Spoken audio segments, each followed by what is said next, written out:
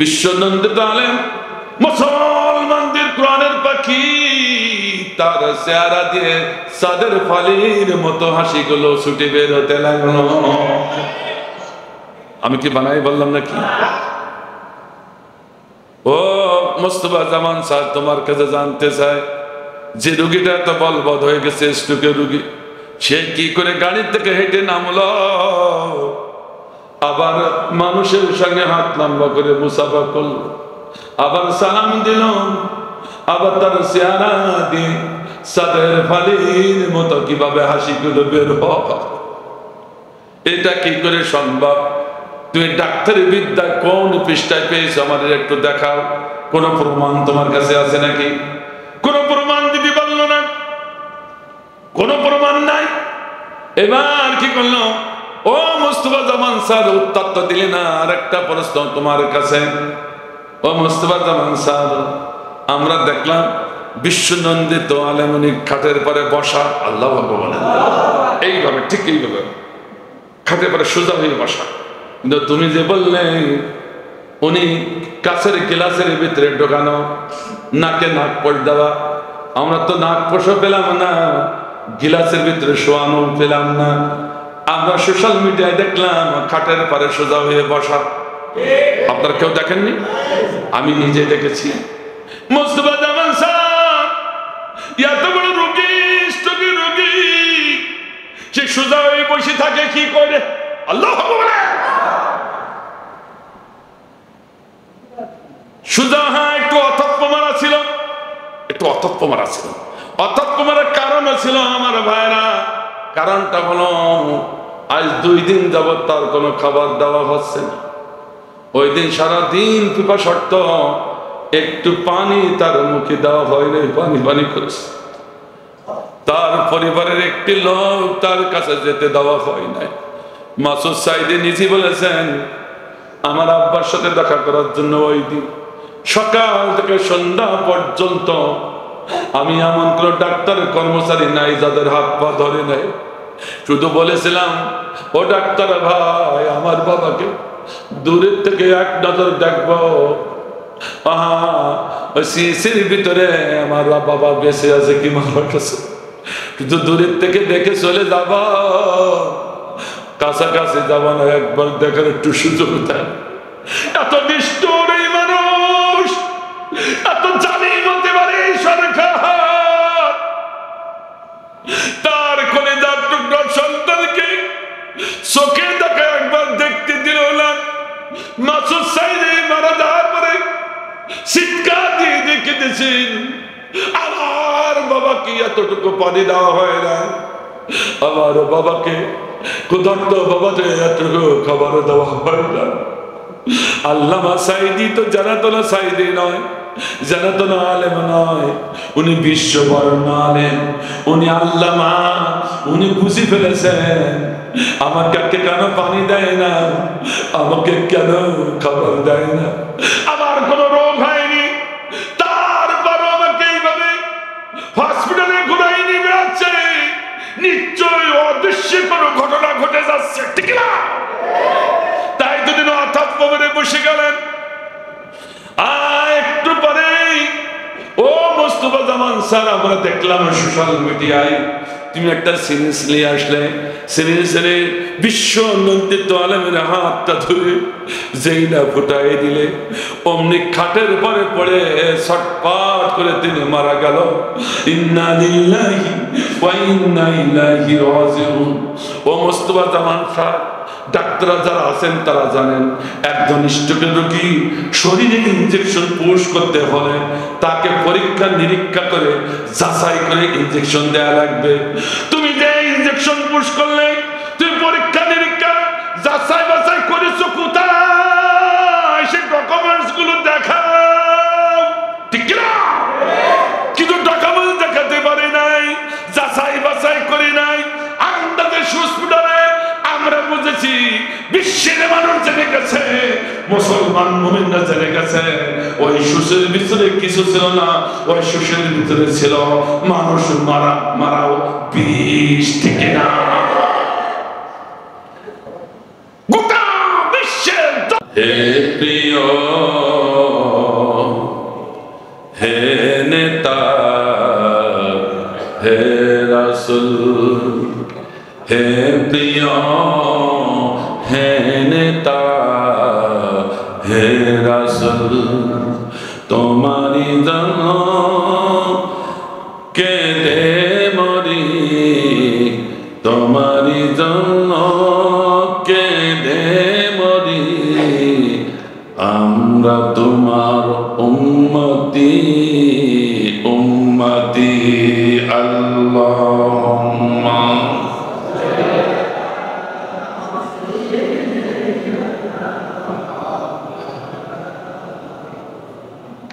ওয়া আলা আলি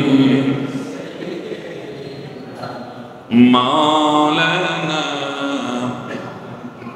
আলহামদুলিল্লাহ, সাতক্ষীরার প্রাণ কেন্দ্র ডাঙ্গিপাড়া জামে মসজিদে উদ্যোগে আয়োজিত ঐতিহাসিক সিরাতুন নবী মাহফিলের মুআজ্জাজ মুহতারাম সাহেব হুবলা সাহেব সদর, এই মসজিদের সুযোগ্য খতিব আমার স্নেহাস্পদ খুব প্রাণে এবং হৃদয় একজন আলেম দ্বীন, আপনাদের সুযোগ্য খতিব মাওলানা রুস্তম আলী তাহুদি সাহেব আজকে মাহফিলের আলোচনা করে ধন্য করেছেন। সারা বাংলার এখন যুবকদের অহংকার অলংকার বিশিষ্ট ইসলামী সঙ্গীত শিল্পী জনপ্রিয় ইসলামী আলোচক খুলনা মাওলানা রবিউল ইসলাম সাহেব ইসলামিক সঙ্গীত গেয়ে আপনাদেরকে সিক্ত করেছেন। বিশিষ্ট শিল্পী মোহাম্মদ সাকিব হাসান ও আপনাদের খতিব রুস্তম আলী তাহুদি সাহেব। আমার সম্মুখে উপবিষ্ট নবী প্রেমিক আল্লাহ প্রেমিক দিনদার ইমানদার ভাইরা, পর্দার অভ্যন্তরে মা ও বোনেরা, সকলকে আমার আন্তরিক সালাম জ্ঞাপন করছি। আসসালামু আলাইকুম ওয়া রাহমাতুল্লাহ। ইনশাআল্লাহ বেশি সময় নিব না, 1 ঘন্টা রাসূল করিম সাল্লাল্লাহু আলাইহি ওয়াসাল্লামের একটি দিকের পরে আপনাদের সম্মুখে আলোকপাত করতে চাই। যেহেতু সিরাতুন নবী মাহফিল, যদি কিনা আপনাদের সহযোগিতা পায় ইনশাআল্লাহ, কেউ চলে যাবেন না তো? চলে যাওয়ার এখন কোনো কথা হতে পারে না। আমার ভাইজান, আসুন সরাসরি মহাগ্রন্থ আল কোরআনের কাছে চলে যায়। আল্লাহ রাব্বুল আলামিনের ঘোষণা, আউযু বিল্লাহি মিনাশ শাইতানির রাজীম, বিসমিল্লাহির রাহমানির রাহিম, লাকাদ কানা লাকুম ফি রাসূলিল্লাহ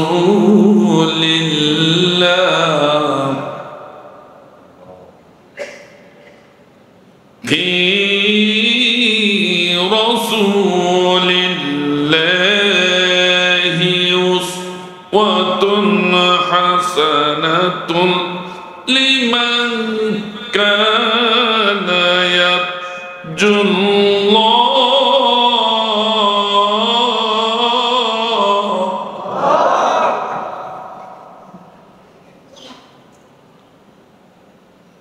لمن كان يرجو الله واليوم الآخر وذكر الله كثيرا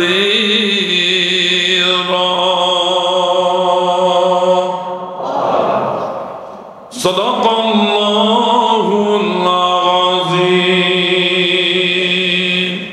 সূরাতুল আহজাব 21 নম্বর আয়াত। আমি জানি অনেকবার আয়াতটা তেলাওয়াত হয়েছে, রাসূল করিম সাল্লাল্লাহু আলাইহি ওয়াসাল্লাম সিরাত আলোচনা করতে গেলেই এই আয়াতটা আসবেই। সেজন্য এটা বারবার আপনাদের সম্মুখে উপস্থাপন করা হচ্ছে। আল্লাহ রাব্বুল আলামিনের এখানে ঘোষণা, যে অনেক বিস্তারিত আলোচনা হয়েছে, আমি অন্য একটা দিকের পরে চলে যাবো রাসূলের জীবনে। আল্লাহ রাব্বুল আলামিনের ঘোষণা, লামে তাকিদ, কদে তাকিদ, তারপর আবার লাকুম দিয়ে লামে তাকিদ, তিনবার, এক নয় তিনবার তাকিদ দিয়ে আল্লাহ বলছেন অবশ্যই অবশ্যই অবশ্যই তোমাদের জন্য রয়েছে রাসূলের জীবনে সব থেকে উত্তম শিক্ষা। আল্লাহু আকবার বলেন। আমাদের শিক্ষা কার জীবনে? একটু বলতে হবে, কার জীবনে? না ভলটেয়ারের, কার্ল মার্কস, লেনিন, মাও সেতুং না, এরা কিন্তু বিশ্ব নেতা, কিন্তু এদেরকে আমরা বিশ্ব নেতা বলি না। কোরআনের ভাষায় বিশ্ব নেতাকে একটু শুনি নেন, সুবহানাল্লাহ বলেন। কোরআন যেটা বলবে আমরা সেটা মানতে কি রাজি আছি? সবাই রাজি আছি তো? এই মুহূর্তে আমি আওয়ামী লীগ, বিএনপি, জাতীয় পার্টি, জামাত ইসলাম, তাবলীগ জামাত, পীর মুরিদি কোনো ভাগাভাগি কি করছি না। এই মুহূর্তে আমরা শুধু একটি পার্টি, আমরা আল্লাহর দল। কথা বলেন ঠিক কিনা? খবরদার ভুল বশত অন্য কোন দলের মানসিকতা নিয়ে এখানে বসেন না, কপালে ঝাঁটা লেগে যাবে। এখনই নিয়তটা সই করে না, নতুন নিয়তের ভিতরে গুলতি থাকে, মুনাফিক হয়ে মরতে হবে। আব্দুল্লাহ বিন উবাই যদি 5 ওয়াক্ত নামাজ পড়ে রাসূলের পিছনে একাধারে 10 বছর জামাতে নামাজ পড়ে, এত বড় খতিব, মুফতি, মুহাদ্দিস, এত বড় আল্লাহ প্রেমিক, রাসূল প্রেমিক হয়ে যদি মুনাফিক হয়ে কবরে যেতে পারে, তোমার মতো আমার মতো পাতি নেতা, সাথী নেতা, আল্লাহর দল বাদ দিয়ে, কোরআনের দল বাদ দিয়ে অন্য দল মনে মনে পোষণ করে নামাজ পড়লা, রোজা রাখবা আর জান্নাতে যাবা, এটা আদৌ সম্ভব না। ঠিক না?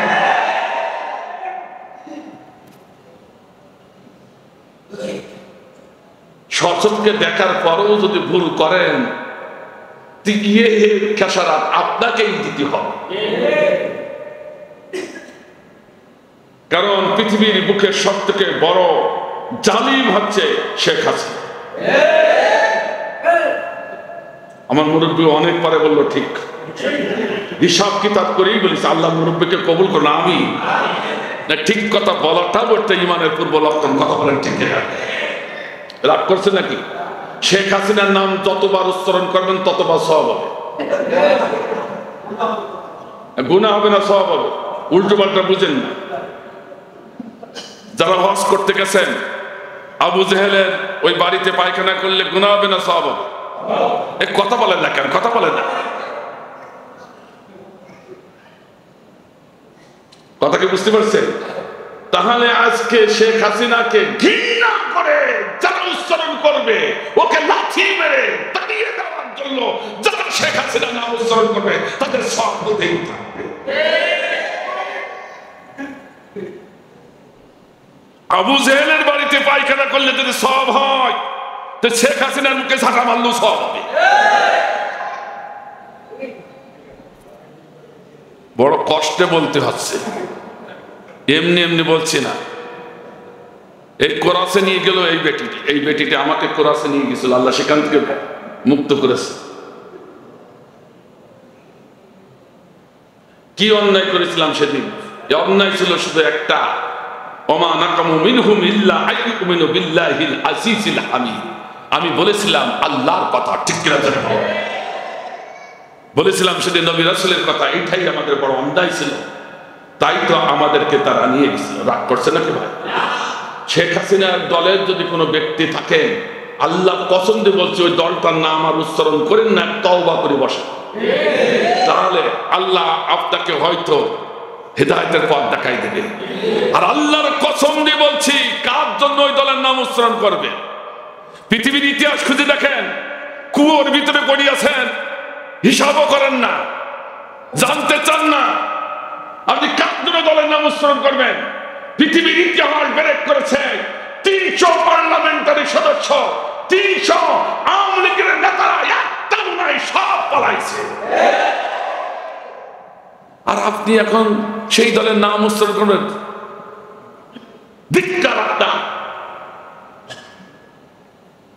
সাধারণ মানুষের কোনো দোষ না। আসলে এই সাধারণ মানুষরা জানতোই না যে আমাদের নেতা এত বড় অন্যায় করতে পারে, এত বড় জালিম। কেন এত বড় জালিম বললাম? ফিরাউনের থেকে জালিম। ফিরাউন তো সন্তান হওয়ার সঙ্গে সঙ্গে, পুরুষ সন্তান হওয়ার সঙ্গে সঙ্গে কবর দিত, মাটিতে পুঁতে ফেলত।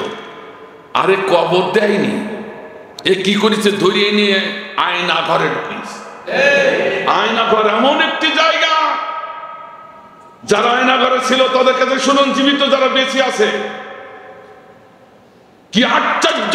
চোখের কণিকাগুলো উঠায় আনিয়া বিদেশে পাচার করে টাকা কামাই করেছে। কিডনিগুলো বুক চিরে, কিডনিগুলো বের করে আয়না ঘর থেকে নিয়ে বিদেশে বিক্রি করে কপালে।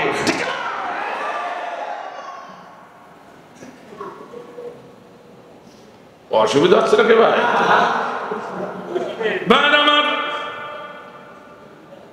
এখানে আল্লাহ রাব্বুল আলামিন কি বললেন শুনুন, বিস্তারিত ব্যাখ্যা করা যাবে না। লিমান কানা ইয়ারজুল্লাহ ওয়াল ইয়াউমাল আখিরা ওয়া যাকারাল্লাহা কাসীরা। যারা নবীর উম্মত হবে তাদের তিনটি গুণ থাকতে হবে। কয়টা? আরো ধরে বলুন কয়টা? দেখেন আপনারা একটু মিলাই নেন। প্রথম গুণ তাদের হবে কানা ইয়ারজুল্লাহ, তারা এক আল্লাহর কাছে ছাড়া কারো কাছে মাথা নত করবে না। নবীর উম্মত চিল্লায়ে চিল্লায়ে বলেন আল্লাহুম্মা সাল্লি আলা সাইয়্যিদিনা মাওলানা মুহাম্মদ। আমার মুসলিম ভাইরা রাগ করেন না, মুনাফিকি করেন না। সব জায়গায় মুনাফিকি করছেন, আল্লাহ এবং আল্লাহ রসুলকে নিয়ে মুনাফিকি করেন না। আপনার মতো এত জঘন্য ব্যক্তি আর হতে পারে না যে আল্লাহ এবং আল্লাহ রসুলকে সাথে নিয়ে মুনাফিকি করে, ঠিক কিনা? হুজুরে আবার কেমন কথা বললেন? সেজে গুজে আসলাম, ভালোবেসে আসলাম নবীর সিরাত শোনার জন্য, আবার মুনাফিকের কথা বলছেন, আমরা তো বুঝলাম না। তো যদি না বুঝে থাকেন একটুখানি ভালো করে শুনে নেন। আল্লাহুম্মা হাজির শব্দ কিসের শব্দ? আলেমরা নেই, আলেম না, আস্তে আস্তে বলছেন, জোরে কম। আল্লাহুম্মা হাজির শব্দ কিসের শব্দ? আল্লাহুম্মা শব্দ উচ্চারণ করার সঙ্গে সঙ্গে আল্লাহ রাব্বুল আলামিন হাজির হয়ে যায়। সে কথা কিন্তু আল্লাহ স্পষ্ট কোরআনে বললেন, ফাযকুরুনি আযকুরুকুম। আল্লাহু আকবার বলেন। আল্লাহকে মিথ্যা কথা বলে? মনে মিথ্যা বলে? আল্লাহ বলে, বান্দারে আমাকে যখন আল্লাহ বলে ডাক দিবি, ফাযকুরুনি, যখন আমাকে ডাকবি, আমি আল্লাহ আসমানে থাকতে পারি না, আর সে মল্লায় থাকতে পারে না, কোটি কোটি কোটি পথ অতিক্রম করে আমি আল্লাহ হাবলিল ওয়ারিদ তোর শাহরাগের থেকে আরো কাছে হাজির হয়ে যা। আল্লাহু আকবার জোরে বলা যাবে না? আরে আল্লাহু আকবার। একবার কি চিন্তা করেছেন আপনি নামাজ পড়েন আর না পড়েন, আপনি তো নবীকে ভালোবাসেন, আপনি তো আল্লাহকে আল্লাহ বলে স্বীকার করেছেন, আল্লাহ বলে ডাক দিয়েছেন, ঠিক কিনা? এই জন্য আমার ভাইজান কিছু যদি না বলি, যখন দরদ ভরা কণ্ঠে হৃদয় দিয়ে যখন আল্লাহুম্মা সাল্লি আলা সাইয়্যিদিনা মাওলানা মুহাম্মদ বলি, তখন আল্লাহ হাজির হয়ে যায়। আল্লাহকে হাজির নাজির দাঁড়াইয়া আল্লাহকে সম্মুখে রেখে শপথ করছি, ভালো করে শুনুন। আরবি দুরুদের ভিতরে কি বললাম? সাইয়্যিদিনা মাওলানা মুহাম্মদ, ও আল্লাহ তোমাকে সম্মুখে রেখে শপথ করে উচ্চারণ করছে। আমাদের একমাত্র অনুসরণীয় অনুকরণীয় নেতা হলো সাইয়্যিদিনা মাওলানা মুহাম্মদ। মুহাম্মাদের নেতৃত্ব ছাড়া পৃথিবীতে আর কারো নেতৃত্ব মানি না। দুরুদে এই ওয়াদা করেছে, এই শপথ করলাম দুরুদের ভিতরে। কথাকে বুঝতে পেরেছেন? কথাকে বুঝতে পেরেছেন? এই জন্য ভাইজান বুকে হাত দিয়ে দেখেন, মসজিদের বাইরে গেলে, দুরুদের বাইরে যখন যায়, তখন কার নেতৃত্ব মানেন? এইভাবে কারা? বিশ্বাস করুন, যারা আল্লাহর জমিনে আল্লাহর দ্বীন কায়েম করতে চায়, নবীর আদর্শ প্রতিষ্ঠার জন্য আন্দোলন সংগ্রাম করে, তাদের দল বাদ দিয়া যদি যারা মানব রচিত আইন এই জমিনে প্রতিষ্ঠা করতে চায়, তাদের দলে যদি শরীক দেন, এই দুরূদ পড়া আপনার জন্য জায়েজ হবে না। কি করছেন আপনি?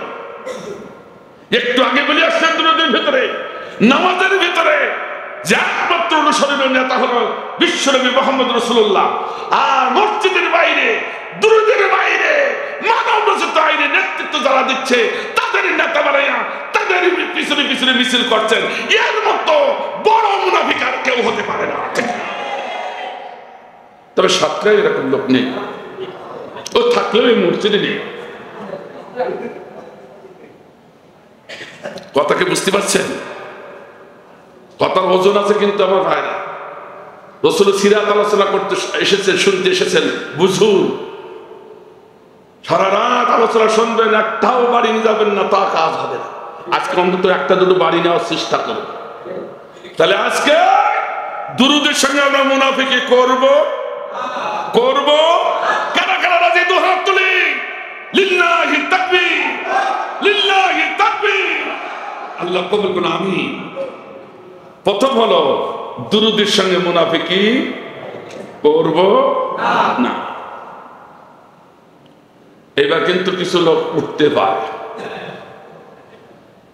দেখেন কোনটা ওঠে। যেটা উঠবে বুঝতে পারে ধরা করেছে, ওয়াজ একেবারে কলিজা পর্যন্ত পৌঁছে গেছে। তবে জরুরতের জন্য যারা যাচ্ছে তাদের কথা আলাদা, কিন্তু যেটা উঠবে ওর কাছে শুনতে হবে কেন উঠতেছ। যদি বলে ভালো লাগছে না, তা বুঝতে ওই সেই মুনাফিক। কোন সন্দেহ, ওটা হচ্ছে কি, ওটা কি টাটকা মুনাফিক। তা ভাই আমার, এই জন্য আমরা মুনাফিকি করবো না। আমরা মাথা নত করেছি কার কাছে? তাহলে রাসূলের উম্মত হবে তারা। তিনটি বৈশিষ্ট্য আছে যাদের ভিতরে। প্রথমটা হলো তারা আল্লাহর কাছে ছাড়া কারো কাছে মাথা নত করবে না। ওয়াল ইয়াউমাল আখির, এবং ওই মানুষগুলো আখিরাতের ব্যাপারে তাদের বিশ্বাস যে পরকালে আমাদের হিসাব দেওয়া লাগবে। ঠিক কিনা যারা বলো? যে মানুষের পরকালে হিসাব দেওয়া লাগবে, এই বিশ্বাস যাদের অন্তরে নাই, তারা তো মিলিয়ন মিলিয়ন টাকা বিদেশে পাচার করবে। ঠিক না? করেনি বাংলাদেশ থেকে? করেনি?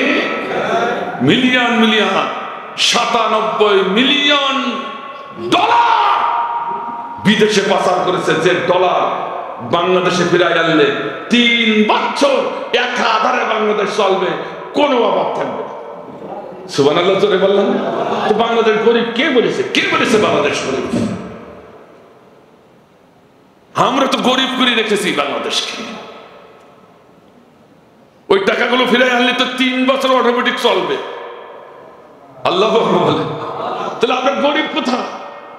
অথচ তলাবিহীন ঝুড়িতে পরিণত করেছে এরা। ঠিক রাখে,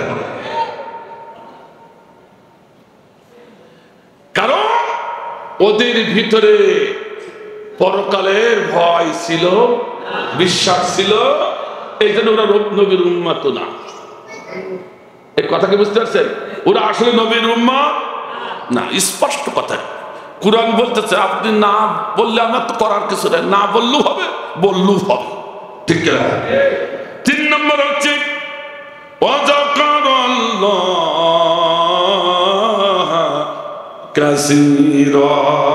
আল্লাহ বলেন, তারা আল্লাহর নাম বেশি বেশি স্মরণ করবে। চিল্লাই বলে মারহাবা। এই 3টি বৈশিষ্ট্যতা যাদের, তারাই হবে নবীর উম্মত। সুবহানাল্লাহ বলেন। তারাই হলো উসওয়াতুন হাসানা। আল্লাহ বলে, আরো জোরে বলেন না আল্লাহ। আমরা উসওয়াতুন হাসানা হতে চাই কিনা জোরে বলো ইনশাআল্লাহ। 3টি বৈশিষ্ট্য মানলেই উসওয়াতুন হাসানায় পরিণত হবে। আল্লাহ বলে। আমার ভাইজান, নবী যে বিশ্ব নবী, তার একটু প্রমাণ নিয়ে যান। তার প্রমাণটা কি একটুখানি শুনে যান আমার ভাইজান। আল্লাহ রাব্বুল আলামিন সূরাতুল ফাতিহার ভিতরে বললেন, কি বললেন? আলহামদুলিল্লাহি রাব্বিল আলামিন। আল্লাহু আকবার বলেন। খুব জ্ঞান দিয়ে হৃদয় দিয়ে বুঝতে হবে, উপলব্ধি করতে হবে। আন্দাজি কোনো ওয়াজ করি না, একটুখানি তাফসির হচ্ছে রসুলের সিরাতের একটি অংশের তাফসির, একটি ছোট্ট একটা অংশের তাফসির, একটু বোঝার চেষ্টা করুন। আমরা আন্দাজে পড়ি শুধু সূরাতুল ফাতিহা, কিন্তু কত বড় গুরুত্বপূর্ণ এর মাহাত্ম্য, মর্যাদা, এর তথ্য আলোচনা করতে গেলে কয়েক রাত চলে যাবে, তারপরও শেষ হবে না। আমি অল্প কথায় বলবো কি করে, কিন্তু শুধু ধারণা দেওয়ার জন্য বলছি। আল্লাহ বললেন, গোটা জগতের পালন কর্তা আমি রব্বুল আলামিন। আল্লাহ বলেন আলামিন, এখানে বহু বচন ব্যবহার করা হয়েছে। যত জগৎ আছে সমস্ত জগতের পালন কর্তাকে আরো ধরে বলকে। আমরা জগৎ সম্পর্কে আমাদের কোনো ধারণা নাই, সেদিকে গেলে আরো 2 ঘন্টা লাগবে।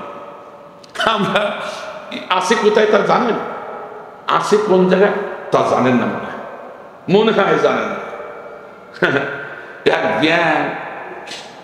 একদিন প্রত্যুষে সকালে কোর মাথায় উঠে দাঁড়াইছে, দাঁড়ায় নিজের গাটা ঝাড়াতি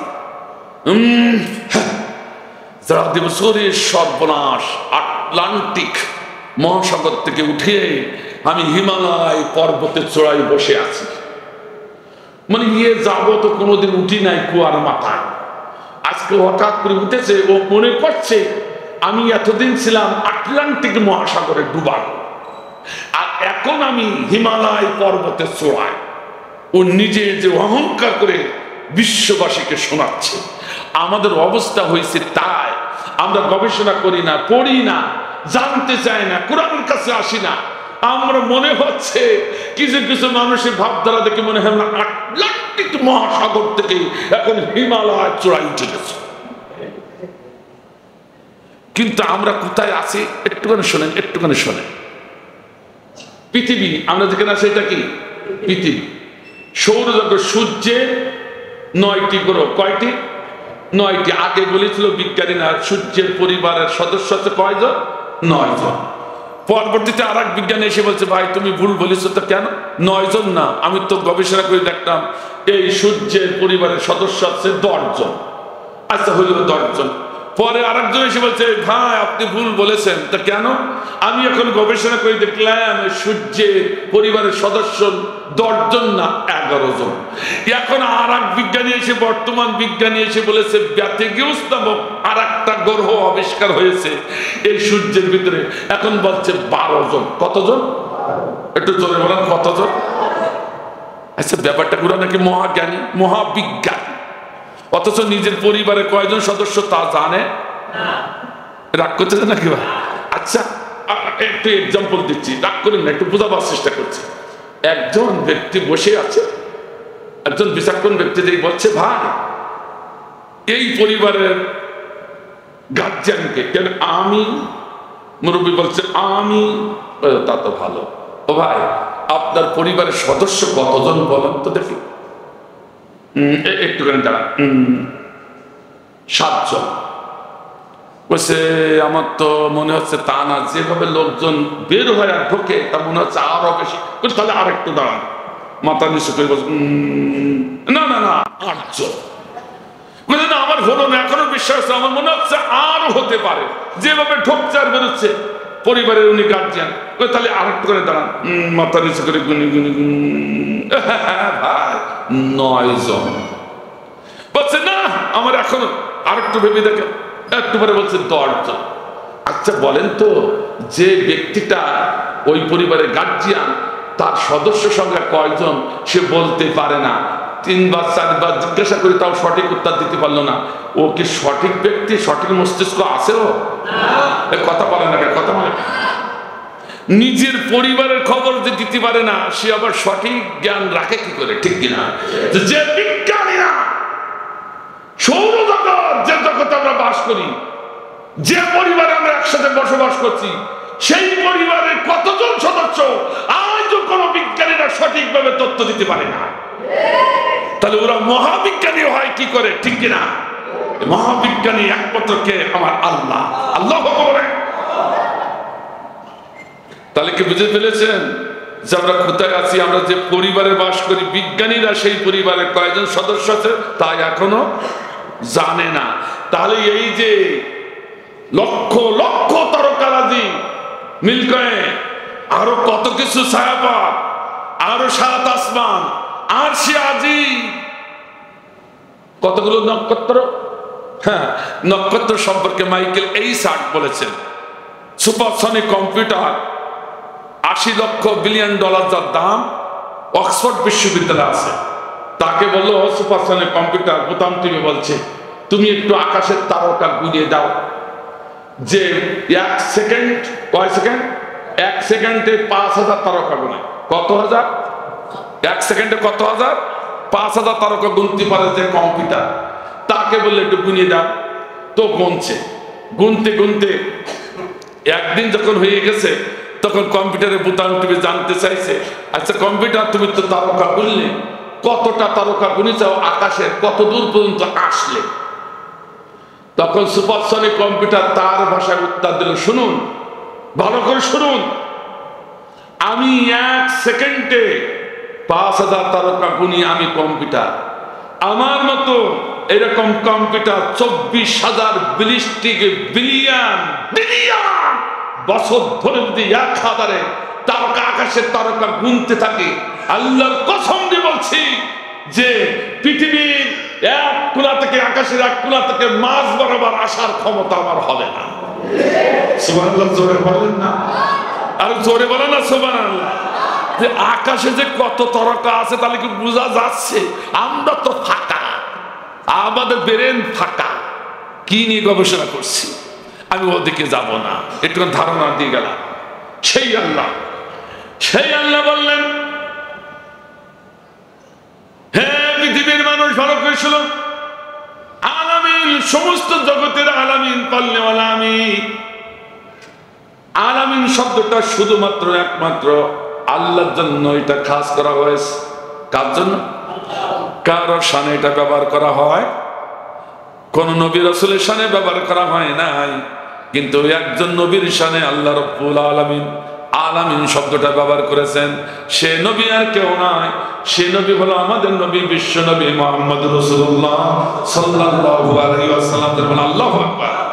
আল্লাহ আরসালনাকা ইল্লা রাহমাতাল লিল আলামিন।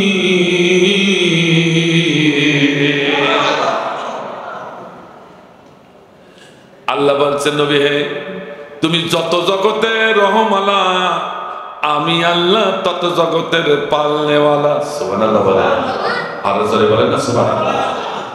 নবী তুমি আছো যেখানে, আমি আছি সেখানে, আল্লাহ আকবার বলেন। অনেকে ভিতরে একটা দ্বন্দ্ব হতে পারে, ব্যাপারটা তো বুঝলে না হুজুর।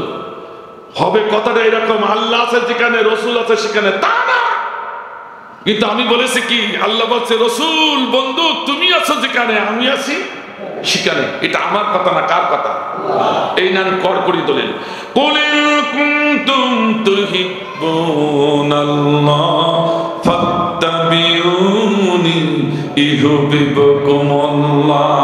আল্লাহ বলেন, আল্লাহ বলেন, হে আমার গোলাম, আমার ভালোবাসা যদি পেতে চাও তাহলে আগে আমার নবীর ইত্তিবা করো, নবীকে নেতা বলে আদর্শ মেনে নাও। আল্লাহ বলেন, তাহলে আমার ভালোবাসা পাওয়া যাবে। কে বললেন কথা? তাহলে আগে নবী, তারপর আল্লাহ। আল্লাহ বলেন না আমার ভাইজান, শুধু এখানে নাই।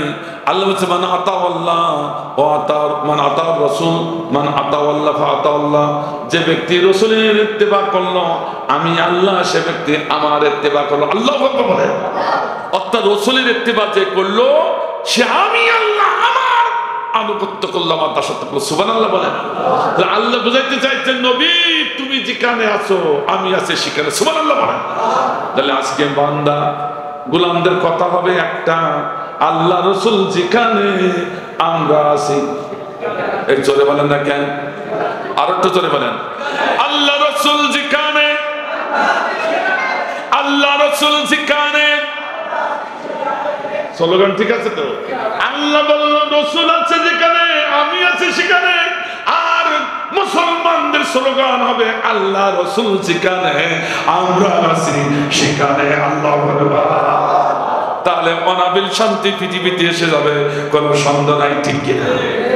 তাহলে এই নবী যে কত বড় দরজার, কত বড় শানের নবী, তাকে বোঝা গেল। আর একখান প্রমাণ দিই আমার ভাইজান, আল্লাহ সিফাতি নাম আজিম। কি বললাম? আজিম। এই নামটা কোন নবী রাসূলের বেলায় ব্যবহার করেন নাই, কিন্তু আমাদের নবীর বেলায় আল্লাহ বললেন ওয়া ইন্নাকা লাআলা খুলুকিন আযীম। আল্লাহু আকবার। আর আল্লাহু আকবার। একমাত্র ফুলের মতো পবিত্র উত্তম চরিত্রের অধিকারী করে পাঠাইছি আমি আমার বন্ধু মুহাম্মদ রাসূলুল্লাহ সাল্লাল্লাহু আলাইহি ওয়াসাল্লাম। সুবহানাল্লাহ। এই আজিম শব্দটা কারোর বেলায় ব্যবহার করা হয়, এমনকি ভন্টিয়া মাউসাতু আমার ভাইজান এদের বেলাও কিন্তু এটা ব্যবহার করা হয় না, শুধুমাত্র ব্যবহার করা হয়েছে আল্লাহ নবীর বেলায়। সুবহানাল্লাহ। আর সুবহানাল্লাহ। তাহলে বিশ্ব নবী কে হবে? মুহাম্মদ রাসূলুল্লাহ সাল্লাল্লাহু আলাইহি ওয়াসাল্লাম। তার শানে আরেকটু কথা বল, আপনাকে ব্যস্ত হয়ে পড়েছে আমার ভাইজান। নবী যেদিন ভূমিষ্ঠ হলেন, সিরাত বিশ্বকোষ থেকে বলছি, যেদিন নবী ভূমিষ্ঠ হলেন, শয়তান সেদিন হঠাৎ করে সকালে উঠে দেখে ব্যাপার কি রে, এই গাছটা তো গতকাল দেখে গেলাম মরা গাছ, এই গাছটা তো মরা গাছ দেখে গেলাম, কিন্তু মরা গাছে হঠাৎ করে সকালে পাতা এবং ফুলে ভরে গেছে। সুবহানাল্লাহ। জোরে বলা আছে, এ কোনো বানানো কথা নয়। সিরাত বিশ্বকোষে এসেছে আমার ভাইজান। উনি তখন তাকিয়ে দেখে, শুধু তাই না, গাছের দিকে তাকিয়ে দেখে গাছের ফলন দুরু বেড়ে গেছে। সুবহানাল্লাহ। যে গাছে ফল ছিল না সে গাছে ফল এসে গেছে, যে গাছে পাতা ছিল সে গাছে পাতায় ভরে গেছে, আর যে গাছে ফুল ছিল ফুলের গ্রান কম ছিল, সে ফুলের গ্রান এত বেড়ে গেছে গোটা পৃথিবী মৌ গ্রানে ভরে গেছে। আল্লাহু আকবার। হঠাৎ করে তাকিয়ে দেখি পাখির কণ্ঠের সুরগুলো আরো দ্বিগুণ হারে বেড়ে গেছে, তাদের কণ্ঠের সুর, ললিত কণ্ঠের সুরগুলো অনেক দূরে চলে যাচ্ছে। সুবহানাল্লাহ। শয়তান তখন বুঝে ফেলল নিশ্চয়ই পৃথিবীতে কোনো আমল পরিবর্তন ঘটে যাচ্ছে, নেই এমন দেখছি কেন। ও তখন দৌড়ানো শুরু করলো, দৌড়াতে দৌড়াতে দৌড়াতে পারস্য দিয়ে দেখে পারস্যের বিশাল বিশাল জালিম সরকারের অত্যাচারিত ফ্ল্যাট বাড়িগুলো ভেঙ্গে সব মাটির সঙ্গে মিশে গেছে। আল্লাহু আকবার। আমার ভাইজান, যে আমার ভাইজান যে 1000 বছরের অগ্নি, জ্বলন্ত অগ্নি শিখা ছিল, ধপ করে তা নেমে গেছে। 1000 বছর ধরে অগ্নি শিখা কেউ নিভাতে পারে নাই, আজকে ধপ করে সে আগুন নেমে গেল। শয়তান তো আসলে জ্ঞানী, ঠিক কিনা? ইসলাম বিরোধী জ্ঞানী, কথা বলেন ঠিক কিনা? ইসলাম বিরোধী বুদ্ধিজীবীর কথা বলেন ঠিক কিনা? যেমন টাকলা ছিল, টাকলা মোড়াদ আইন মন্ত্রী প্রতিমন্ত্রী ছিল ইসলাম বিরোধী বুদ্ধিজীবী, সে টাকলাও পালাইছে। কথা কথা সে টাকলাও পালাইছে। আমার ভাইরা, শয়তান তখন দৌড়ানো শুরু করলো, ব্যাপার কি, এত আমল পরিবর্তন কেন? তাকে দেখি চাঁদের জ্যোতি বেড়ে গেছে এবং তারকার জ্যোতিগুলো আরো বেড়ে গেছে। এত কেন আমল পরিবর্তন? শয়তান উদ্ধার করতে পারছে না কোনো আলামত। হঠাৎ করে শয়তান উপর দিকে ওড়াচ্ছে, দৌড়াচ্ছে, হঠাৎ করে পিছন নিচের দিকে তাকিয়ে দেখে একটি গুইসাপ লাভ মেরে মেরে একটা সৃষ্টির কাছে যে বসে আর কি যেন খুশখুশ করে বলে, কানাকানি করছে। অমনি শয়তান আস্তে করে যে পাশে যে কানটা পেতে দিল।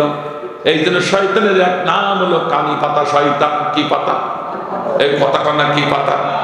এই কানি পাতা শয়তান বাংলাদেশে আছে কিনা? আরো জোরে কোন? অধিকাংশ ফ্যামিলিতে যুবক যুবতী যখন ষোড়শী, যুবক যুবতী ছেলে আর ছেলের বউ যখন ঘরে ঘুমায়, অনেক জল্লাদ জল্লাদ শাশুড়ি ঘরের কোনায় যায় কানি পাতে। আবার শ্বশুর শাশুড়ি যখন ঘরে ঘুমায়, অনেক জল্লাদ কানি পাতা বৌমা শ্বশুর শাশুড়ির ঘরের কোনায় যে কানি পাতে, ঠিক কিনা? আমার মায়েরা ভালো করে শুনে যান, আপনি যদি এইভাবে কানি পেতে কোনো কথা শোনেন, নামাজ জাহাজ যাকাত কোনো কাজে আসবে না, কানি পাতা শয়তানে পরিণত হতে হবে, ঠিক কিনা? আসলেন কানি পাত্র। কি বলে? কানি পেতে শোনে। শয়তান বলছে, ও ভাই তোমরা শোনো না? তা কি? আখিরি জামানার নবী, বিশ্ব নবী মুহাম্মদ সাল্লাল্লাহু আলাইহি ওয়াসাল্লাম পৃথিবীতে ভূমিষ্ঠ হয়ে গেছেন। সুবহানাল্লাহ, আরে বলুন সুবহানাল্লাহ। তাই তো আকাশ বাতাসে এত এত আনন্দ, এত আনন্দের ঢেউ বয়ে চলছে, ঠিক না?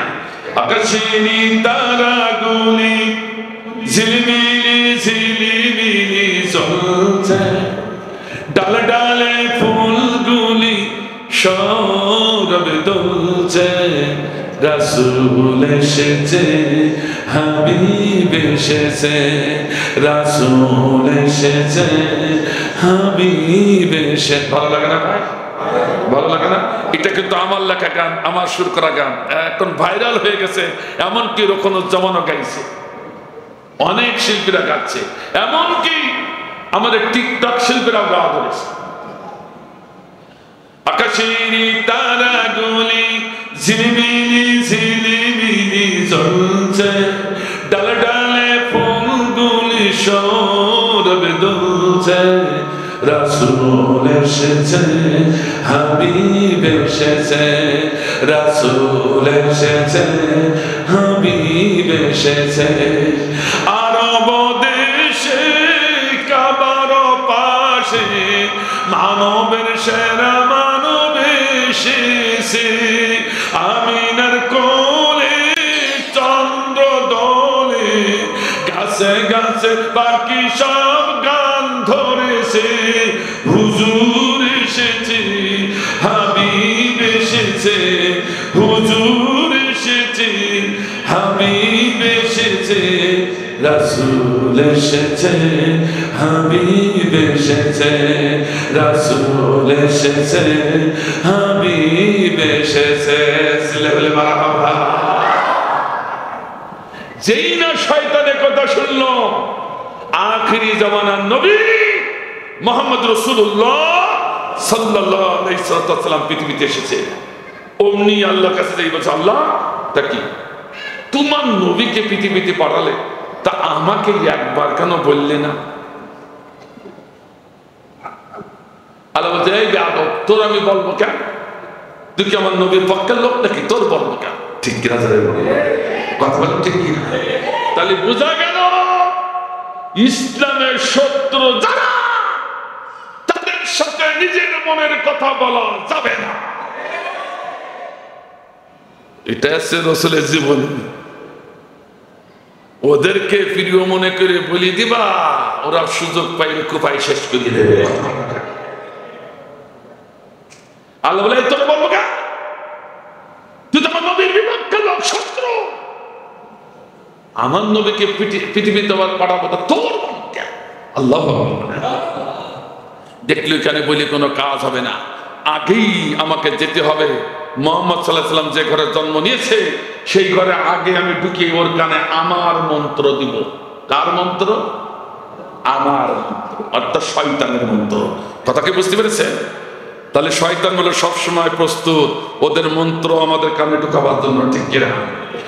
এই জন্য সজাগ থাকতে হবে আমার ভাইরা। আমার ভাইরা, শয়তান দৌড়ে চলল, দৌড়াতে দৌড়াতে যাই দেখে ওরই সর্বনাশ। ঘরে ঢোকা তো দূরের কথা, একের পর এক রহমতের ফেরেশতা দাঁড়িয়ে গেছে চতুর্পাশে। চতুর্পাশে ঘুরে দেখলো কোনো পাশ থেকে ঢুকা গেল না। শয়তান চিন্তা করলো, তোরা যতই রহমতের ফেরেশতারা ঘিরে রাখিস না কেন, আমারও বুদ্ধি কম না। কেন? আমি 7 আসমানের উপরে দিয়া ফাঁকা জায়গায় দিয়ে চট করে ঢুকে পড়বো। কি করে? চট করে ঢুকে পড়বো। কথা বুঝতে পারছেন না? এবার কে ঢুকতে দিলি না? 7 আসমানের উপরে যাবো, যেখানে ফেরেশতা নাই, সেখান থেকে ফাঁকা জায়গায় ফেলে চট করে ঢুকে মুহাম্মাদের কাছে যাই, আমার মন্ত্র দিয়ে দেব। আজও এরকম শয়তান পৃথিবীতে আছে, কথা কন না কেন?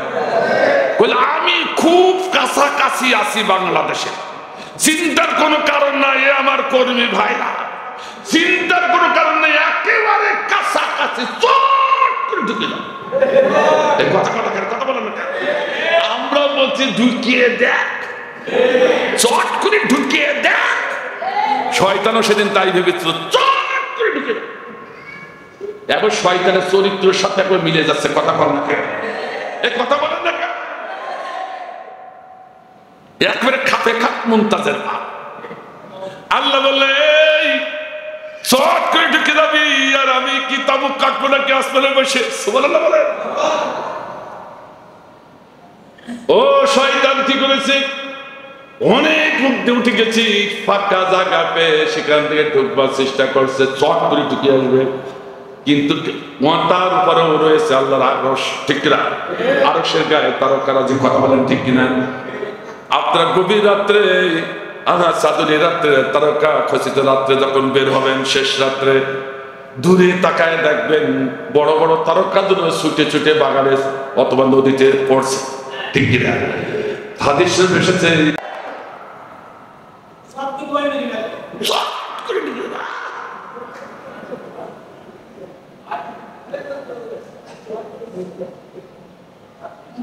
সমস্যা আছে না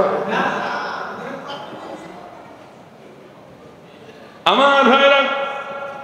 বড় কষ্ট লাগে। নবী সিরাত কি বলবো, যদি বলতে যান প্রতিটা পদক্ষেপে ওরা ধরা খেয়ে যাবে, ঠিক কিনা? যত সম্মুখে যাবেন তত আরো মজা, কিন্তু সে যাবে না, এই সংক্ষিপ্ত পরিসরে যাওয়া যাবে না। কিন্তু আমার ভাইরা একটুখানি শুনতে হবে। রাগ করতেছেন নাকি ভাই? রাগ করতেছেন?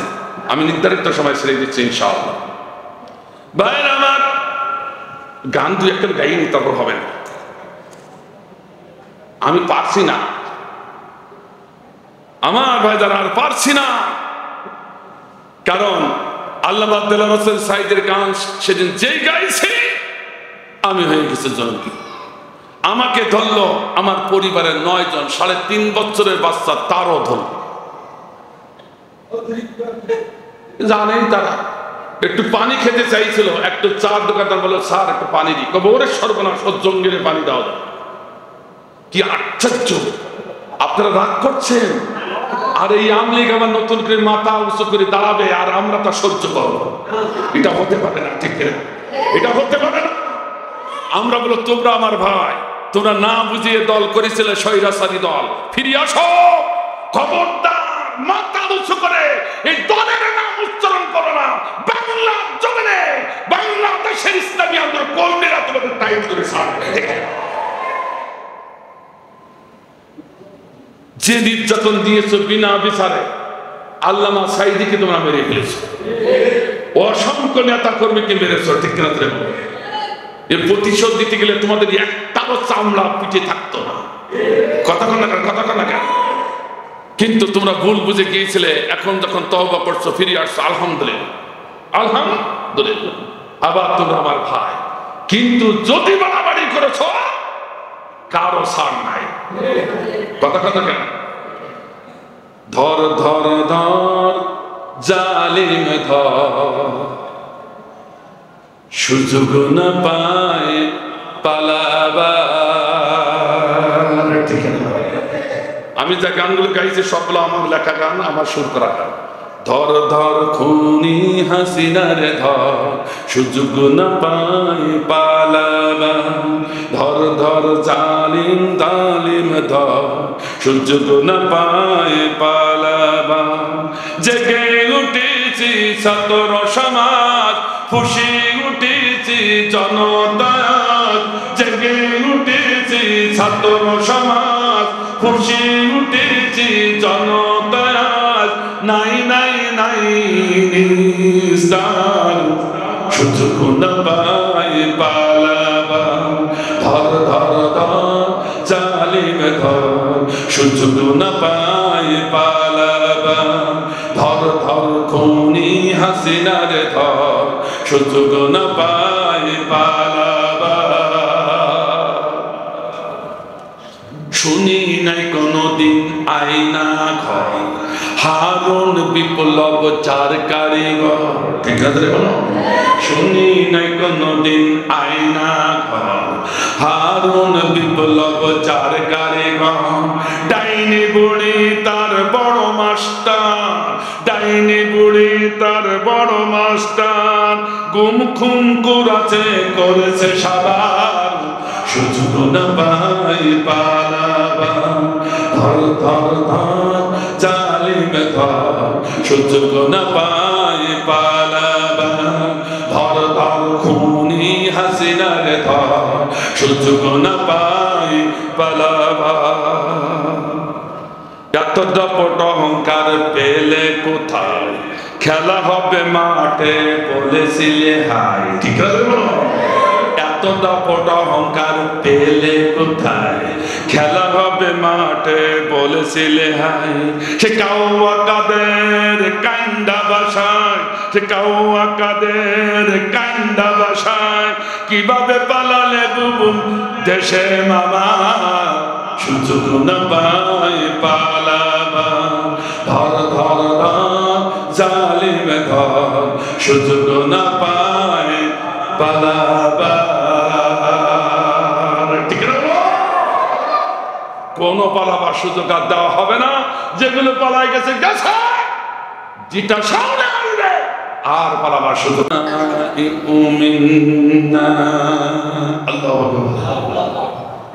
কার কথা এটা? আল্লাহ বললেন, হে আমার গোলাম, খবরদার কখনো তোমরা মুশরিক অমুসলিমদের ছেলে মেয়ের সঙ্গে মুসলিম ছেলে মেয়ে বিবাহ দিতে পারবে না, হারাম। কে বলেছেন? কিন্তু আপনারা খেয়াল করলেন না কেন আমার ভাইরা? কেন খেয়াল করলেন না? আপনারা যদি না বোঝেন অন্তত খতিব বুঝাবে, ঠিক কিনা? কিন্তু আর 12 বছর ধরে 15 বছর ধরে খতিবে খুতবা দিল, একবার খুতবার ভিতরে কথাটা বললো না, লা তানকিহুল মুশরিকাত হাত্তা ইউমিননা। কেন বললো না? কারণ বলেন এই জন্য, আমার দেশের মাথা স্বৈরাচার শেখ হাসিনা, তার মাথা গেছে পচিয়ে, কারণ তার সন্তান বিবাহ দিয়েছে খ্রিস্টানের মেয়ে। এই কথাটা না কেন? খ্রিস্টিনা, ওর বোন নাম আছে খ্রিস্টিনা, খ্রিস্টানের মেয়ে। তার কত নম্বর বউ তা জানেন আপনারা? 17 নম্বর। কত নম্বর? কত নম্বর? 17 নম্বর। কারণ এর আগে 16 জনকে বিয়ে করে টেস্ট করিয়েছে, টেস্ট করে বলেছে তুমি চলবে না, নট ক্রিস, পারফেক্ট নয়, নট ক্রিস। তাই 17 নম্বর এসে ক্রিস করিয়েছে জয়কে। উনি খ্রিস্টান থাকলো আর জয় মুসলিম থাকলো, মাঝখানে সন্তান আসলো। কি হবে এটা?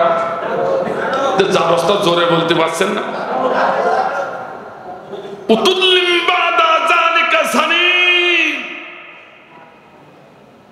আল্লাহ বলছে, নবী তোমাকে যে বেশি উত্তক্ত করে, ইসলামের যে বেশি বিরোধিতা করে, রাসূলের বিরোধিতা যে বেশি করে, সে আর কেউ না, সে হলো ওয়ালিদ বিন মুগীরা, অবৈধ জারর সন্তান। আমি বলেছি না, আল্লাহ বলেছে। সূরাতুল কলমের কড় করে দোলে, কড় করে দোলে। অর্থাৎ আল্লাহ বুঝালেন অবৈধ সন্তান কুরআনের শত্রু, হাদিসের শত্রু ও মুমিনের শত্রু। আর সেই অবৈধ সন্তানের কারখানা বানাইছে স্বৈরাচার শেখ হাসিনা। আর 15 বছর ধরে খুতবা দিলাম, একদিনও বললাম না कैसा इमाम है या कैसा खतीब है। অথচ ইন্নাল্লাযীনা ইয়াকতুবুনা মা আনজালাল্লাহু মিনাল কিতাব ওয়া ইয়াশতারুনা বিহি সামানান কলিলা উলাইকা মা ইয়াকুলুনা ফি বুতুনিহিম মিনান নার। যে খতীব, যে মুফতি, যে মুহাদ্দিস, যে বক্তা, যে আলেম মানুষের ভয়ে, নেতার ভয়ে, জালিম সরকারের ভয়ে কুরআনের হক কথা গোপন করে, মিষ্টি মিষ্টি ওয়াজ করে, খতীবগিরি করে, টাকা নিয়ে খাবে, কিছু খাবে না, সরাসরি দোজখের আগুন গিলবে। কে বললেন কথা? আজকে অধিকাংশ খতীবগুলো এই কাজ করেছে, ঠিক কিনা? আলহামদুলিল্লাহ, আপনাদের খতীবটা খুব শক্ত প্রকৃতির খতীব, হক কথা বলে। আল্লাহ তাকে কবুল করুন, আমিন। আরো বলবেন আমিন। আমার ভাইজান, কিন্তু এখন বলবো যারা খতীব আছেন, আর গোপন করেন না। সুযোগ পাওয়ার পরও যদি গোপন করে, তা আপনার চেহারা মরণের পর শুয়োর নাই কুকুরে পরিণত হবে। সে কোরআনও দিতে পারে, সে হাদিসও আমি দিতে পারি, তা আমি এখন আর দিব। অসুবিধা হচ্ছে নাকি ভাই? অসুবিধা হচ্ছে নাকি ভাই আমার? তাই তো শেখ হাসিনা জারজের কারখানা তৈরি করলো, আর তার দেখা দেখে অসংখ্য জারজ সন্তান পয়দা করতে লাগলো। এর কথা না, যেমন আমার দেশের সাকিব খান, কি খান, কি খান, সাকিব খানের কাছে যাই বলছে, সাংবাদিক যাই বলল, স্যার দেখি বুবলি ম্যাডাম আপনার বিরুদ্ধে অভিযোগ করেছে। কি অভিযোগ? ওর পেটে নাকি আপনার সন্তান। তো সাকিব খান বলছে ঠিক বলেছে। স্যার বিবাহ কবে হলো? বিবাহ করিনি। তা সন্তান হইল কি করে পেটে? এই এমনি এমনি। সুবহানাল্লাহ বলবেন না নাউজুবিল্লাহ? আর জোরে বলেন না নাউজুবিল্লাহ। তার কি কোনো বিচার হয়েছে? এই বাংলা জমিনে কোনো বিচার পাইছেন? তা বুবলি ম্যাডাম এবারে এত বড় সন্তান, কি হয়ে গেছে তা আল্লাহ ভালো জানে, কি করেছে তা আল্লাহ ভালো জানে, কোনো বিচার না। এরকম হাজারো হাজারো অবৈধ সন্তানের জন্ম বাংলাদেশে হয়েছে। কারণ ওরা জানে এরকম অবৈধ সন্তানের জন্ম দিয়ে এই সংখ্যা যদি বাড়াই দিতে পারি, তাহলে কোরআন আলারা, হাদিস আলারা তাদের কোরআনের আইনে জমিনে কায়েম করতে পারবে না, এই রাই ঠেকাই দেবে। কথাকে বুঝতে পারছেন? কথাকে বোঝা যাচ্ছে একটু? আমার ভাইজান, এই জন্য অবৈধ সন্তানের কারখানা বাংলার জমিনে তৈরি হয়ে গিয়েছিল, এখন আর হতে দেওয়া যাবে। বুবু শাশুড়ি হয়েছে, পোলা বিয়া করাইছে, দেওয়ানা বানাইছে, খ্রিস্টান একজন মাইয়া পোলা বধূ বানাইছে। এ কথা কন না কেন? বুবু শাশুড়ি হয়েছে, পোলা বিয়া করাইছে, বুবু শাশুড়ি হয়েছে, পোলা বিয়া করাইছে, দেওয়ানা বানাইছে, খ্রিস্টান একজন মাইয়া পোলা বধূ বানাইছে। ও ভাই রে, খ্রিস্টান একজন মাইয়া পোলা বধূ বানাইছে। কি করলা বুবু জান, মুসলিম হইয়া কেমনে বধূ বানাও খ্রিস্টিয়ান? ঠিক না? কি করলা বুবু জান, মুসলিম হইয়া কেমনে বধূ বানাও খ্রিস্টিয়ান? আমার দেশের ময়না ও বুবুর পছন্দ হয় না, আমার দেশের ময়না ভাগনার পছন্দ হয় না, তাই কাউ আইন আছে, খ্রিস্টান একজন মাইয়া পোলা বধূ বানাইছে। ও ভাই রে, খ্রিস্টান একজন মাইয়া পোলা বধূ বানাইছে। ঠিক না? আমার ভাইজান, যারা ইসলামিক কৃষ্টি কালচার গুলোকে এইভাবে বিকৃত করে আজ ইসলামের শিক্ষা ব্যবস্থায় যারা নিয়ে এসে প্রতিমার ছবি, যারা হযরত আবু বকর, হযরত ওমর ফারুকের জীবনীগুলো উঠায়া দিয়া সেখানে শ্রীকৃষ্ণর জীবনে, সেখানে প্রতিমার জীবনে ইসলামের শিক্ষার ভিতরে ঢোকায়া দিয়া বাংলাদেশের মুসলমানগুলোকে নাস্তিক করতে যায়, যারা শরীফ শরীফার গল্প দিয়ে বাংলাদেশের মুসলমান সন্তানগুলোকে নাস্তিক বানাতে চায়, সেই স্বৈরাচার সরকার যখন এ দেশের ওই ছাত্র আন্দোলনের কর্মীরা জাকিয়ে দাঁড়িয়ে মামা দেশের দিল্লি পাঠাইছে, ওই সরকারের যত প্রকার কর্মকাণ্ড বাংলাদেশে আমরা বাতিল ঘোষণা করে দিলাম। তোমরা শুনে রাখো, যদি আবার নতুন করে ওই স্বৈরাচারী সরকারের কার্যক্রম এবং প্রতি অভ্যুত্থান বাংলার জমিনে যদি কেউ সৃষ্টি করতে চায় নতুন করে, তোমরা শুনে রাখো, এ দেশের দামাল ছেলেরা চাতক পাখির মতো বসে আছে, এ দেশের ইসলামী আন্দোলনের কর্মীরা চাতক পাখির মতো বসে আছে, এ দেশের কোন প্রেমিক মানুষেরা, আমার মা বোনেরা তারাও বসে আছে। একবার জানতে পারেন ওই স্বৈরা সরকার আবার নতুন করে তার কর্মী বাহিনী নিয়ে বাংলার জমিনে অভ্যুত্থান সৃষ্টি করতে যাচ্ছে। এ দেশের প্রতিটা ঘর থেকে ইসলামী আন্দোলনের কর্মীরা যার হাতে যা আছে তাই দিয়ে লাঠি পিটা করে মামুদ থেকে ভারতে পারানো হবে ইনশাআল্লাহ। কারা কারা রাজি দোয়া তোলে?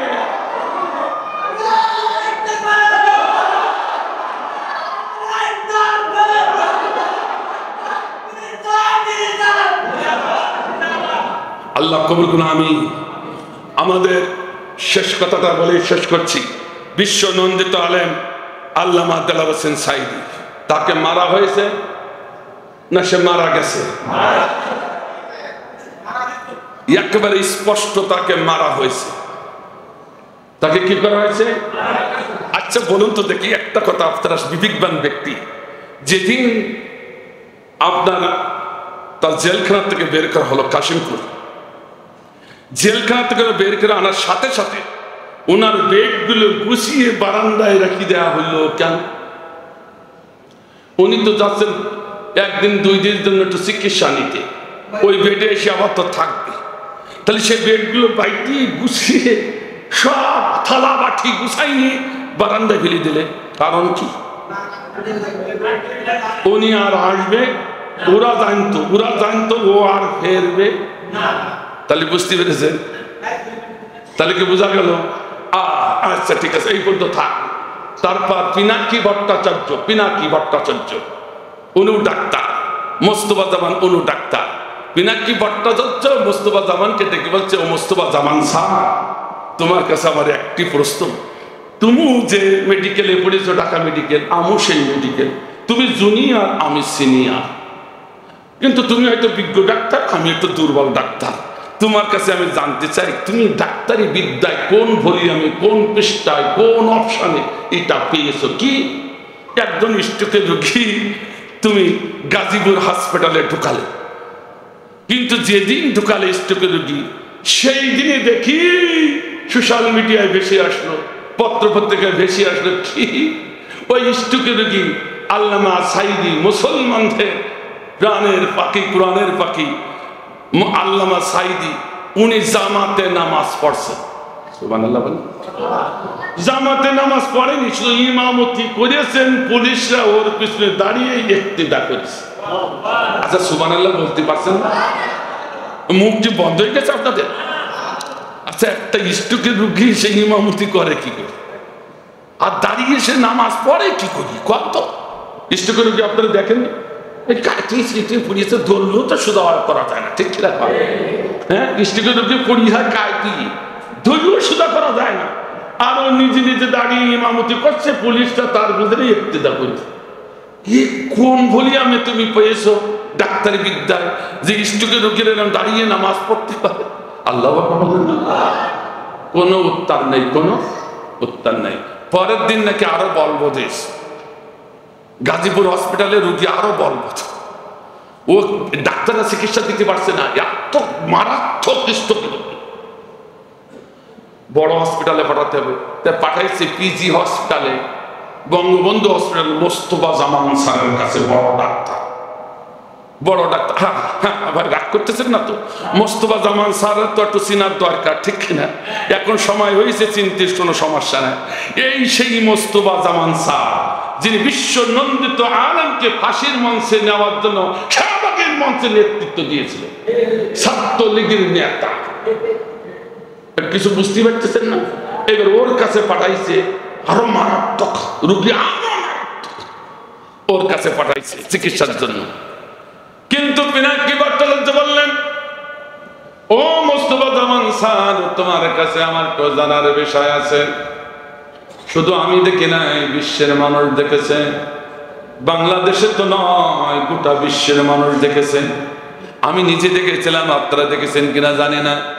বিশ্ব নন্দিত আলেম যখন বঙ্গবন্ধু হসপিটালে মোস্তফা জামান স্যারের কাছে পাঠানো হলো, উনি যখন গাড়ির থেকে নামছেন, তিনি নিজে হেঁটে নামলেন, হাতটা লম্বা করে দিয়ে মানুষের সাথে মুসাফা করতে লাগলেন। দেখেন এটা কি? শুধু তাই নয়, সালাম বিনিময় মানুষকে মুসাফিয়া করা কৌশলে দিয়ে জানা শুধু তাই নাই। পিনাকি ভট্টাচার্য বললাম, এই দেখলাম তিনি যখন মানুষের সাথে সালাম বিনিময় করছেন কৌশলে দিয়ে জানাজানি হচ্ছে। বিশ্বনন্দিত আলেম মুসলমানদের কোরআনের পাখি, তার চেহারা দিয়ে চাঁদের ফালির মতো হাসিগুলো ছুটি বের হতে লাগলো। আমি কি বানাই বললাম নাকি? ও মোস্তফা জামান স্যার, তোমার কাছে জানতে চাই, যে রুগীটা এত বলবৎ হয়ে গেছে, স্ট্রোকের রুগী, সে কি করে গাড়ি থেকে হেঁটে নামলো, আবার মানুষের সঙ্গে হাত লম্বা করে মুসাফা করল, আবার সালাম দিল, আবার তার চেহারা দিয়ে চাঁদের ফালির মতো কিভাবে হাসিগুলো বের হয়, এটা কি করে সম্ভব? তুমি ডাক্তারি বিদ্যা কোন পৃষ্ঠায় পেয়েছো আমাদের একটু দেখাও। কোন প্রমাণ তোমার কাছে আছে নাকি? কোন প্রমাণ দিতে পারলো না, কোন প্রমাণ নাই। এবার কি করলো?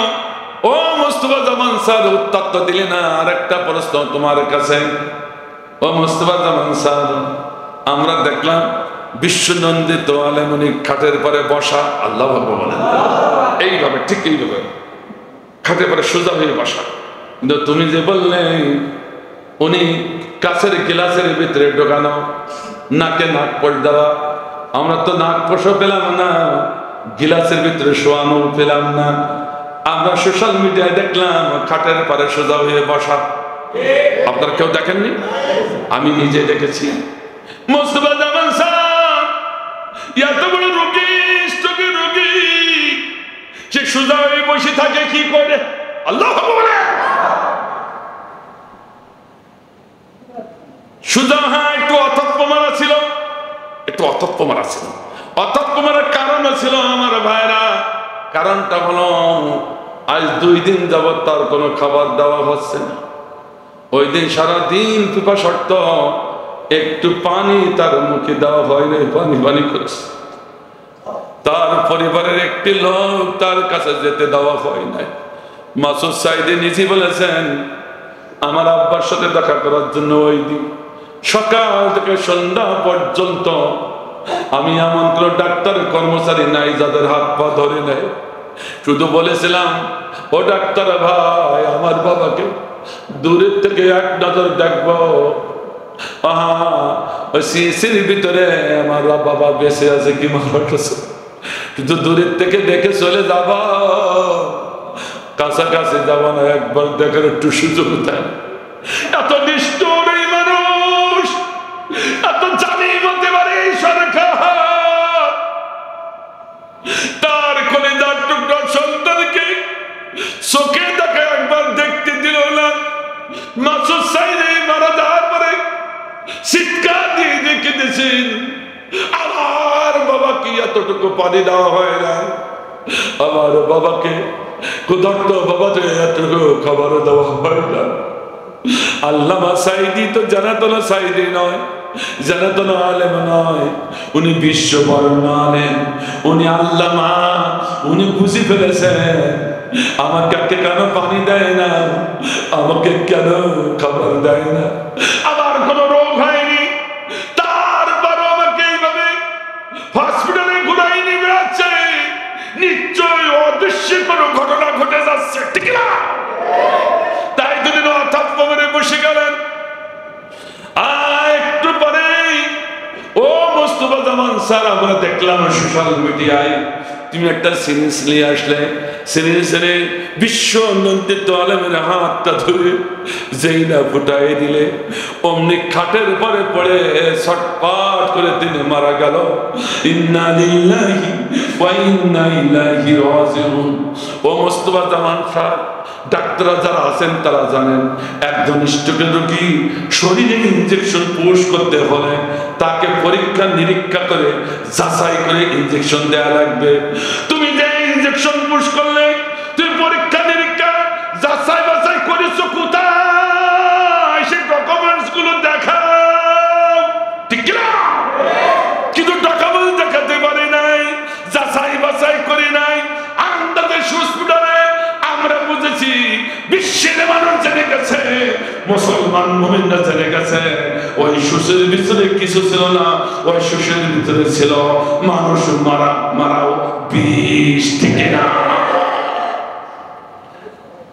গোটা বিশ্বের জনগণের আদালতে বিশ্ববরণ্য আলেমকে বিষ প্রয়োগ করে হত্যা করা হয়েছে। আর যে সরকারের নির্দেশে হত্যা করা হয়েছে, ওই সরকারকে আমরা ফাঁসি চাই, ঠিক না?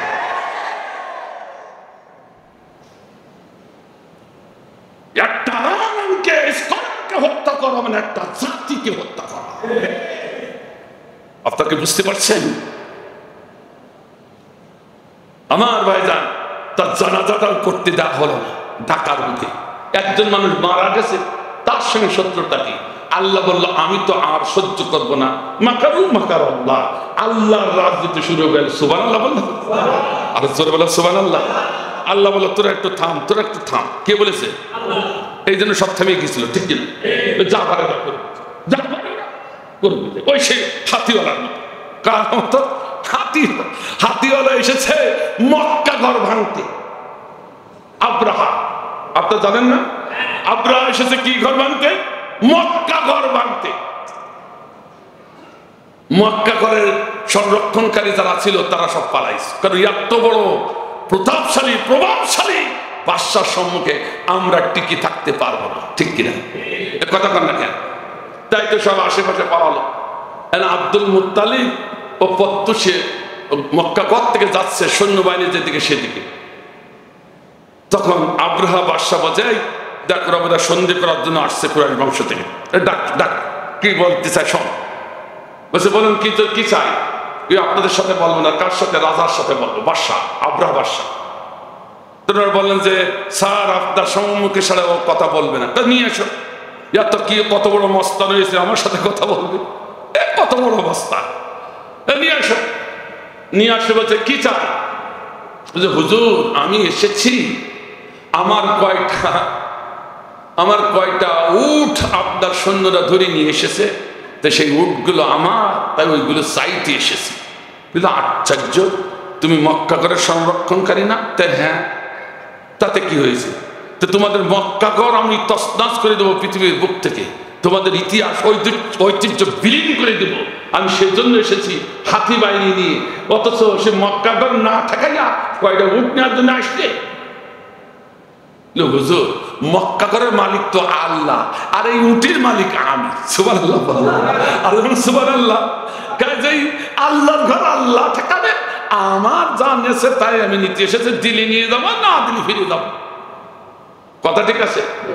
আমার দেশের রাজনৈতিক নেতারা তাই দেখলো, ওরে সর্বনাশ, এর সাথে পারা গেল না, এ আয়না ঘরও পর্যন্ত বানাইছে, গুম খুম করে কোথায় কি করছে আল্লাহ ভালো জানে।